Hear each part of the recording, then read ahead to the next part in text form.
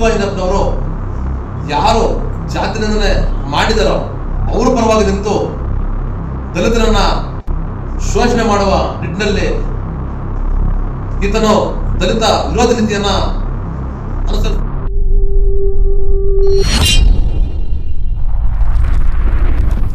ನಾವು ಪತ್ರಿಕಾಗೋಷ್ಠಿ ಕರೆದಿರ್ತಕ್ಕಂಥ ಉದ್ದೇಶ ನಿನ್ನೆ ಇದೇ ತಾಲೂಕು ಗಂಜಗುಂಟೆ ಗ್ರಾಮ ಪಂಚಾಯಿತಿಯಲ್ಲಿ ಒಂದು ಘಟನೆ ನಡೀತದೆ. ವಸಂತಾಚಾರ್ಯ ಅನ್ನೋರು ಮೇಲ್ವರ್ಗದವರು ಮತ್ತು ಅದೇ ಗ್ರಾಮದ ಒಬ್ಬ ಚಿಲ್ಲರೆ ಅಂಗಡಿ ಮಾಲೀಕ ಅವರು ಮಾತಾಡ್ತಾ ಇರ್ತಾರೆ. ಏನಪ್ಪ ಅಂತಂದರೆ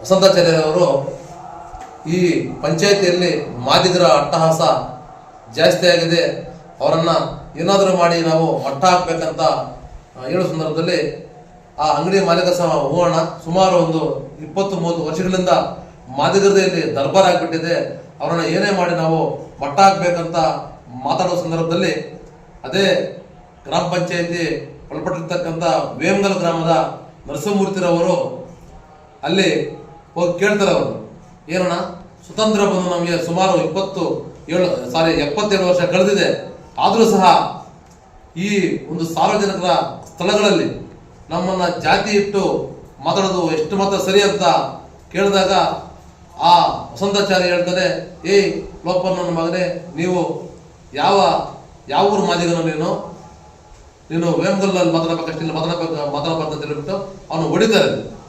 ಹೊಡೆದು ಜಾತಿ ನಿಂದನೆ ಮಾಡಿದ್ರು ಸಹ ಅಲ್ಲಿ ಗಲಾಟೆ ಆಗಿ ಈ ನರಸಿಂಹಮೂರ್ತಿ ಅವರು ಹೋಗಿ ತ್ರಿಪುರ ಸ್ಟೇಷನ್ ಕಂಪ್ಲೇಂಟ್ ಕೊಡ್ತಾರೆ.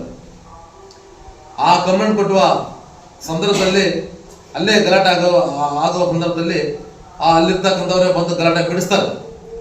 ಅವರು ಏನು ಬರೀ ಅವ್ರದ್ದು ಮಾತ್ರ ವಿಡಿಯೋ ಮಾಡಿ ಅಲ್ಲಿ ಗಲಭೆಯಾಗಿ ಗಲಾಟೆ ಆಗ್ತದೆ.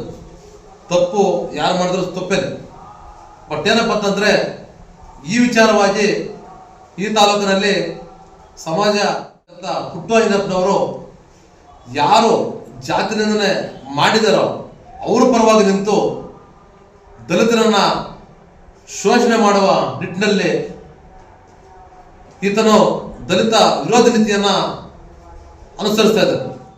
ಹೇಳ್ತೀನಂತಂದ್ರೆ ಬಾಬಾ ಸಾಹೇಬ್ ಅಂಬೇಡ್ಕರ್ ಅವರು ನಮಗೆ ಸಂವಿಧಾನದ ಅಡಿಯಲ್ಲಿ ಏನು ಒಂದು ಅಟ್ರಾಸಿಟಿ ಕಾಯ್ದೆಯನ್ನು ನಮಗೆ ಕೊಟ್ಟಿದ್ದಾರೋ ಆ ಕಾಯ್ದೆಯನ್ನು ಅವರು ಸುಮ್ಮನೆ ಬಳಸ್ಕೊಂಡು ನಮಗೆ ಅಲ್ಲಿ ಒಬ್ಬ ಹಿರಿಯ ಮುಖಂಡರಾಗಿರ್ತಕ್ಕಂಥ ಜಿ ನರಸಿಂಹಮೂರ್ತಿ ಅವರ ಮೇಲೆ ಬೆರಳು ತೋರಿಸಿ ಇವರು ಸುಮಾರು ವರ್ಷಗಳಿಂದ ಅಲ್ಲಿ ಮೇಲ್ವರ್ಗದವರನ್ನ ಟಾರ್ಗೆಟ್ ಮಾಡಿಕೊಂಡು ಅಟ್ರಾಸಿಟಿ ಕೇಸ್ ಹಾಕ್ತಾರೆ, ಇವರು ಭಯಭೀತರಾಗಿ ಅಲ್ಲಿದ್ದಾರೆ ಅಂತ ಕ್ವಶನ್ ಮಾಡ್ತಾರೆ. ನಾನು ಪುಟ್ಟಯ್ಯನಪ್ಪನವ್ರಿಗೆ ಒಂದು ಮಾತನ್ನ ಹೇಳಕ್ಕೆ ಇಚ್ಛೆ ಪಡ್ತೇನೆ.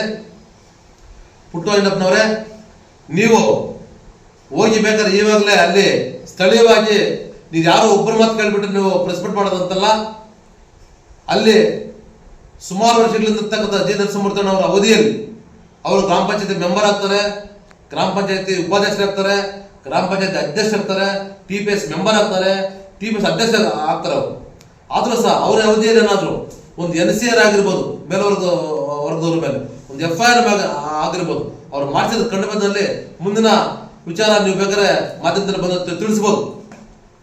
ಏನು ಅಂಬೇಡ್ಕರ್ ಕೊಟ್ಟಿರ್ತಕ್ಕಂಥ ಸಂವಿಧಾನದಲ್ಲಿ ಅಟ್ರಾಸಿಟಿ ಕಾಯ್ದೆಯನ್ನು ನೀವು ವಿರೋಧ ಮಾಡ್ತೀಯ ಅಂತಂದ್ರೆ ನೀನು ಎಷ್ಟು ಮಾತ್ರ ಸರಿ ಇದೆ ನೀನು. ಆದ್ರೆ ನೀನು ಹೇಳ್ತೀಯ ಜಿ ನರಸಿಂಹಮೂರ್ತಿ ಅವರು ಮತ್ತು ಅವ್ರ ಕುಟುಂಬದವ್ರು ರೂಢಿಗಳು ಅಂತ ಹೇಳ್ತೀಯ. ಇದೇ ತಾಲೂಕಿನಲ್ಲಿ ನಮ್ಮ ಬೈನಗರಹಳ್ಳಿ ನಾರಾಯಣ ಸ್ವಾಮಿ ಅವರನ್ನ ಕೊಂದು ಕೊಚ್ಚಾಕಿ ಸಾಯಿಸ್ತಾರಲ್ಲ, ಆವಾಗ ಎಲ್ಲೋಗಿದ್ದಪ್ಪ ನೀನು? ಪುಟ್ಟಯ್ಯನಪ್ಪನವರೇ, ಸಮಾಜ ಸೇವಕರೇ, ನೀನು ಮೊನ್ನೆ 2023ರಲ್ಲಿ MLA ಕಂಟೆಸ್ಟ್ ಮಾಡ್ತೀಯ. ಅದು ಯಾರು ಕೊಟ್ಟಿರ್ತಕ್ಕ ಸಂವಿಧಾನದ ಅಡಿಯಲ್ಲಿ ನೀವು MLA ಕಂಟೆಸ್ಟ್ ಮಾಡ್ತೀಯ? ಬಾಬಾ ಸಾಹೇಬ್ ಅಂಬೇಡ್ಕರ್ ಅವರು ಕೊಟ್ಟಿರ್ತಕ್ಕಂಥ ಸಂವಿಧಾನದ ಅಡಿಯಲ್ಲಿ ನೀನು ಎಲೆಕ್ಷನ್ ಕಂಟೆಸ್ಟ್ ಮಾಡ್ತೀಯಲ್ಲ, ಆಗ ನಿನಗೆ ಸುಮಾರು ಒಂದು 52,000 ಓಟ್ ನಿನಗೆ ಬೀಳ್ತದೆ. ಹಾಗೆ ನಿನಗೆ ಬರೀ ಸವರ್ಣ ಓಟ್ ಹಾಕ್ತಾರ, ದಲಿತ ಓಟ್ ಹಾಕಿಲ್ಲ. ನಿನಗೆ ಒಬ್ಬ ದಲಿತ ನಾಯಕನು ಬೆಳೀತಾ ಇದ್ರೆ ಅವರನ್ನ ಮಟ್ಟ ಹಾಕ್ಬೇಕಂತ ಹೇಳ್ಬಿಟ್ಟು ಹುನ್ನಾರ ಮಾಡ್ಕೊಂಡು ನೀನು ಈ ರೀತಿ ಇಲ್ಲಸಲ್ಲದ ಆರೋಪಗಳನ್ನು ಮಾಡೋದು ಸರಿ ಇಲ್ಲ ಅಂತ. ಪ್ರಭಾವಿ ರಾಜಕಾರಣಿ, ಸಮಾಜ ಸೇವಕನೆಲ್ಲ ಇದ್ನು, ಒಬ್ಬ ಪ್ರಭಾವಿ ರಾಜಕಾರಣಿ ಬಂದ್ಬಿಟ್ಟು ಅಲ್ಲಿ ಕೂತ್ಕೊಂಡು ತುಂಬಾ ನಮ್ಮ ಒಬ್ಬ ದಲಿತ ನಾಯಕನ ಬಗ್ಗೆ ಆ ಗಂಜುಗುಂಟೆ ಪಂಚಾಯತಿಯಲ್ಲಿ ಜಿ ನರಸಿಂಹಮೂರ್ತಿ ಅನ್ನೋ ಒಬ್ಬ ದಲಿತ ನಾಯಕನಿದ್ದಾನೆ, ಅದನ್ನು ಅದನ್ನ ದರ್ಬಾರು ಮತ್ತು ರೌಡಿಸಮ್ಗೆ ಅಲ್ಲಿನ ಜನ ತುಂಬಾ ಇದಾಗಿದ್ದಾರೆ, ಭಯಭೀತರಾಗಿದ್ದಾರೆ ಅಂತ ಹೇಳ್ಬಿಟ್ಟು ಒಂದು ಹೇಳಿಕೆ ಕೊಡ್ತಾನೆ, ಅಟ್ರಾಸಿಟಿ ಮಾಡಿಸ್ತಾನೆ. ಮತ್ತೆ ಅವ್ರನ್ನ ಎಲ್ಲ ಒಂದು ಎಲ್ಲಾನು ಟಾರ್ಗೆಟ್ ಮಾಡಿಕೊಂಡು ಮಟ್ಟ ಹಾಕುವಂತ ಕೆಲಸ ಮಾಡ್ತಾ ಇದ್ದೇನೆ ಸವರ್ಣಿಯರ ಮೇಲೆ ಅಂತ ಹೇಳ್ಬಿಟ್ಟು ಒಂದು ಹೇಳಿಕೆ ಕೊಡ್ತಾನೆ. ನಾನು ಕೇಳ್ತಾ ಇದ್ದೀನಿ, ನೀವು ಒಬ್ಬ ಸಮಾಜ ಸುಧಾರಕರಾಗಿ, ಒಬ್ಬ ರಾಜಕಾರಣಿಯಾಗಿ ಬರೀ ನೀವು ಸವರ್ಣಿಯರ ಪರವಾಗಿದ್ದೀರಾ? ನೀವು ಈ ತಾಲೂಕಿನಲ್ಲಿ, ಈ ಕ್ಷೇತ್ರದಲ್ಲಿ ತಾವು ಒಬ್ಬ ರಾಜಕಾರಣಿ ಮತ್ತೆ ಒಬ್ಬ ಸಮಾಜಮುಖಿ ಮುಖವಾಡ ಹಾಕೊಂಡು ಓಡಾಡ್ತಾ ಇದ್ದೀರಲ್ಲ, ನೀವು ಬರೀ ಸವರ್ಣಿಯರ ಪರವಾಗಿ ಮಾತ್ರ ಇದ್ದೀರಾ? ನೀವು ದಲಿತರ ಪರ ಇಲ್ವಾ? ನೀವು ನಿಮ್ಮ ನಡವಳಿಕೆ ನೋಡ್ತಾ ಇದ್ರೆ ನಮ್ಗೆ ಅನಿಸ್ತಾ ಇದೆ ನೀವು ಬಂದಿರೋದು ಇಲ್ಲಿ ದಲಿತ ದಮನ ಮಾಡ್ಲಿಕ್ಕೆ ಬಂದಿದ್ದೀರಾ ಅಂತ ಹೇಳ್ಬಿಟ್ಟು ನಮ್ಮ ಒಂದು ಅನಿಸಿಕೆ ಅನಿಸ್ತಾ ಇದೆ ಈಗ.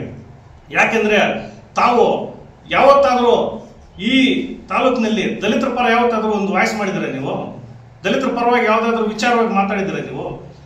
ಇಲ್ಲ, ಯಾವ ಒಬ್ಬ ದಲಿತ ಮುಖಂಡ ಆತ್ಮ ಚಳುವಳಿಯಿಂದ ಬಂದಿರುವಂತ ಒಬ್ಬ ವ್ಯಕ್ತಿ ನರಸಿಂಹಮೂರ್ತಿಯನ್ನ, ಆ ವ್ಯಕ್ತಿ ಎಲ್ಲೋ ಒಂದು ಕಡೆ ದಲಿತರಿಗೆ ಅನ್ಯಾಯ ಆದಂತಹ ಸಂದರ್ಭದಲ್ಲಿ, ದೌರ್ಜನ್ಯ ಆದಂತಹ ಸಂದರ್ಭದಲ್ಲಿ, ದಬ್ಬಾಳಿಕೆ ಆದಂತಹ ಸಂದರ್ಭದಲ್ಲಿ, ದಲಿತರಿಗೆ ಭೂಮಿ ಕೊಡಿಸುವಂತಹ ಸಂದರ್ಭದಲ್ಲಿ ಆಗ್ಬೋದು, ಮತ್ತೆ ದಲಿತರಿಗೆ ಮೂಲಭೂತವಾಗಿ ಸೌಕರ್ಯಗಳು ಬೇಕಾದಂತಹ ಸಂದರ್ಭದಲ್ಲಿ ಹೋರಾಟಗಳನ್ನು ರೂಪಿಸಿಕೊಂಡು ಬಂದಿರುವಂತ ವ್ಯಕ್ತಿ ಆತ.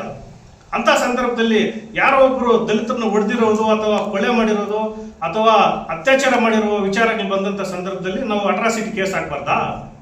ನಾವು ಅಟ್ರಾಸಿಟಿ ಹಾಕ್ಸ್ತೀವಿ ಅಂತ ಹೇಳಿದ್ರೆ ನಮ್ಮ ಸಾಯಿಸಾಕಿದ್ರು ಕೂಡ, ದಲಿತರನ್ನ ದಮನ ಮಾಡಿದ್ರು ಕೂಡ ಅಟ್ರಾಸಿಟಿ ಕೇಸ್ ಹಾಕ್ಬಾರ್ದ? ನಾವು ಅದನ್ನ ನಾವು ಗೂಂಡಾಗ್ಲ ನಾವು ಸಮಾಜದ ತುಳಿತಕ್ಕೆ ಮತ್ತು ಸಮಾಜದಲ್ಲಿ ಯಾರು ಹಿಂದೆ ಇದ್ದಾರೆ, ಯಾರು ಸಮಾಜದಿಂದ ಈ ಸಮಾಜದಿಂದ ದೂರ ಇದ್ದು ಅವರಿಗೆ ಯಾವುದೇ ರೀತಿಯಾದಂಥ ಅಕ್ಷರಾಭ್ಯಾಸ ಇಲ್ಲದೆ ನಿರ್ಗತರಾಗಿ ಬದುಕ್ತಾ ಇದ್ದಾರೆ, ಆ ಸಮುದಾಯದ ಪರವಾಗಿ ದಲಿತ ಸಂಘರ್ಷ ಸಮಿತಿ ಮತ್ತು ನರಸಿಂಹಮೂರ್ತಿಯನ್ನ ಅವರ ಹಾದಿಯಲ್ಲಿ ನಾವು ನಡ್ಕೊಂಡು ಬರ್ತಾ ಇದ್ದೀವಿ. ಅವರು ಒಂದು ಚಳವಳಿಯ ನಾಯಕ ಅಂತ, ಬರೀ ರಾಜಕಾರಣಿ ಅಲ್ಲ ಅಂತ ಒಂದು ನಾಯಕನ ಬಗ್ಗೆ ನೀವು ಹಗುರವಾಗಿ ಮಾತಾಡ್ತಿರಲ್ಲ. ನಿಮ್ಮ ಕೊಡುಗೆ ಏನು ದಲಿತ ಸಮುದಾಯಕ್ಕೆ? ಏನ್ ಕೊಟ್ಟಿದ್ದಾರೆ ನೀವು ದಲಿತ ಸಮುದಾಯದ ಕೇಳಿ? ನಿಮ್ಮ ರಾಜಕೀಯ ಲಾಭಕ್ಕಾಗಿ ಯಾವುದೋ ಒಂದು ಓಟ್ಗೆ ಇಷ್ಟೊಂದು ಕೊಡೋದು, ದುಡ್ಡು ಕೊಡೋದು, ಇದು ಮಾಡ್ಕೊಂಡು ಬರ್ತಾ ಇದ್ರೆ ಅಷ್ಟು ಬಿಟ್ರೆ ನೀವು ಲಾಭಕ್ಕಾಗಿ ದಲಿತರಿಗೆ ಮಾಡಿರೋದು ಅಂತ ಏನೂ ಇಲ್ಲ.